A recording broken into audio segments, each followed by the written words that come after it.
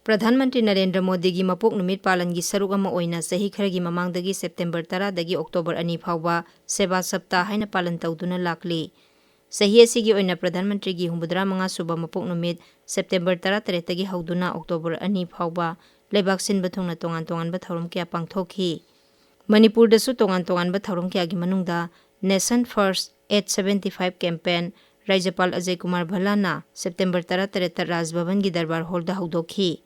Bharat na ningtamba sahi sama surakpa 2023 mapung phana saukhatlaba maromdom lepsaba ngamba leibak ama oibagi pandam Viksit Bharat 2023 ka iroinana saukhatpa Manipur amagi pandam Viksit Bharat Viksit Manipur gi makhada rajya sigi nupi naha yauna miyam punna mapung phana saruk yaduna hiram khudingmakta Manipur bu saukhat hannabagi asauba thausil thaurang ama oina Nation First 875 campaign asi haudokhi.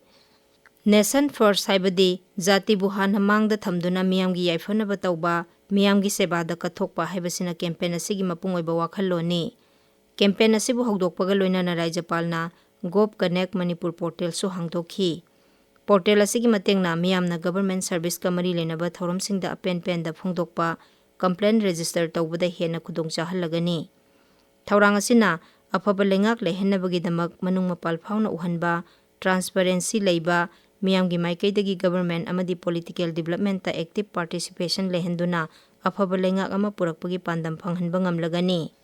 Campaign aduda leibak sinba thungna chathaba Swasthya Nari Sasak Paribar Abhiyan NSSPA gi pandam haibadi khumangyang na saukhatpa purakpa amadi nupisingda ahenba sakti piba skill building digital governance punamak asibu konsinki.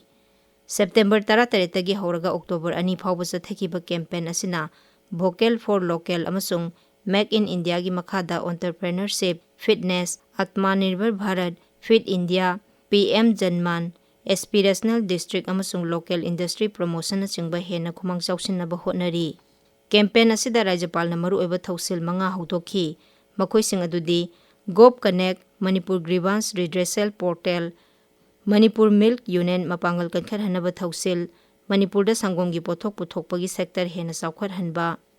Delhi, Bangalore amasung Hyderabad ta migration support center sing haudoktuna Manipur gi naha singda achauba sahar singda secure oiba thabak phanghanaba thausil thaurangni. Masiga loinana cabin crew placement kidamak residential skill development program haudokhiba amasung transport department digital service mari amasung portal hangdokhi. Nation First 875 campaign gi makhada paikhatpa thaurangi manungda kharadang pallabada Manipur gi tongan ba mafam 75 da legal awareness campaign pangthokhi. Legal awareness campaign asigi pandamdi miyamda achumba wayal fanghanba da hena laithok hanba amadi khudong chahanabani.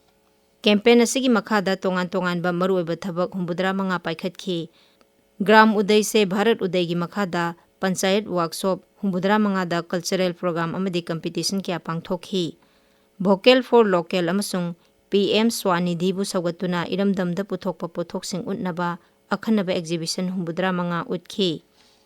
Rajyagi Textile, Commerce and Industries ki Additional Chief Secretary Anurag Bajpaina Manipur Handloom amasung Handicraft ki motif 75 puthokpa stall 75 hangdokhi. Uchara thaba amasung akoibagi phibam kanbaga mari linaba drive 75 paikhatkhi. Manipur da Rajyapal Ajay Kumar Bhala gi midyang makhada tongan ba department singna Nation First 875 campaign gi makhada pangthokhiba tongan ba thabak thoramsing aduda miyoy kya konsinduna khudongchaba kyasu sarkar gi maikaidagi pikhi. Masiga loinana campaign manungda kendra amadi rajya sarkarna paikhatpa tongan ba yaifa thorangsing adu miyamda nahunana ningsingduna thorangsing aduna piriba khudongchabasing adu phanghaunabagi tanja oikhi.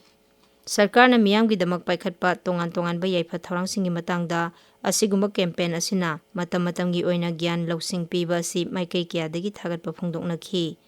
Rajyapal Ajay Kumar Bhalana campaign asigi matangda piba mahaki warolda asigumba campaign amadi campaign manungda singthaningai oiba maongda paikhatkiba thabak thoramsing asi sarkar gi department singna kathokpaga loinana sahi chupa leptana pangthoknaba wafam thamkhi.